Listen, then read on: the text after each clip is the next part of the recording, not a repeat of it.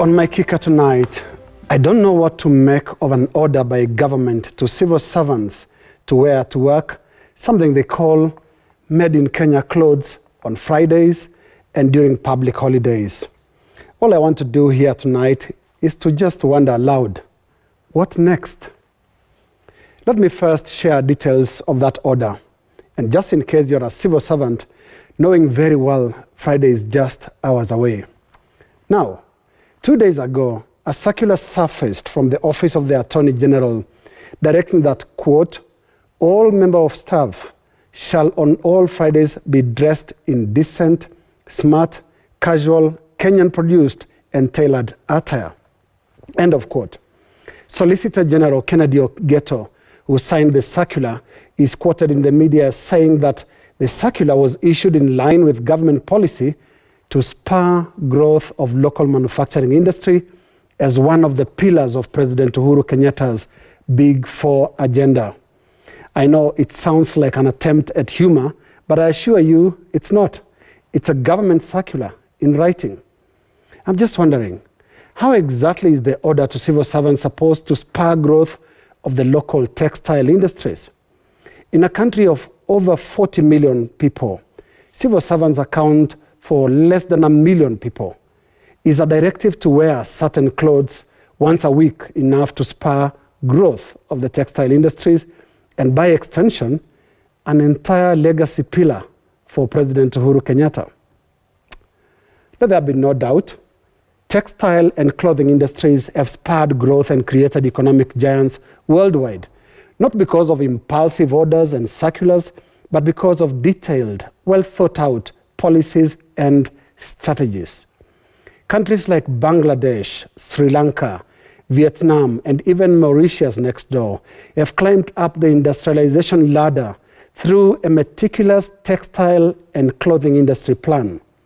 They have all become middle-income economies, not by selling once-a-week attires to their civil servants, but by positioning their textile and clothing industry products for export. Bangladesh, Sri Lanka, Vietnam, Pakistan, and even tiny Lesotho have secured a place in the clothing big league. Their machines are actually roaring in their textile industries, producing volumes in qualities that can compete in the global market.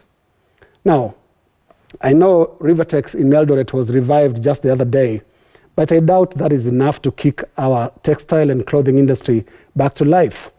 Is it possible for Kikome in Kisumu, KTM in Thika, and Raymond in Eldoret to roar back to life as well?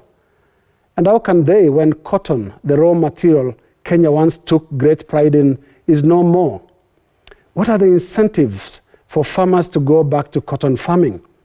And what are the incentives for investors to troop into the textile and clothing industry? What measures are in place to protect local industries and their products?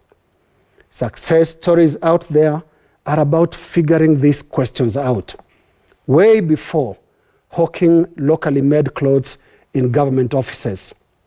It takes more than a dress code circular. It is not clear whether Ogeto's circular applies to all government departments, but I shudder at the thought of similar-minded circulars across government and across the Agenda 4 or Big Four pillars.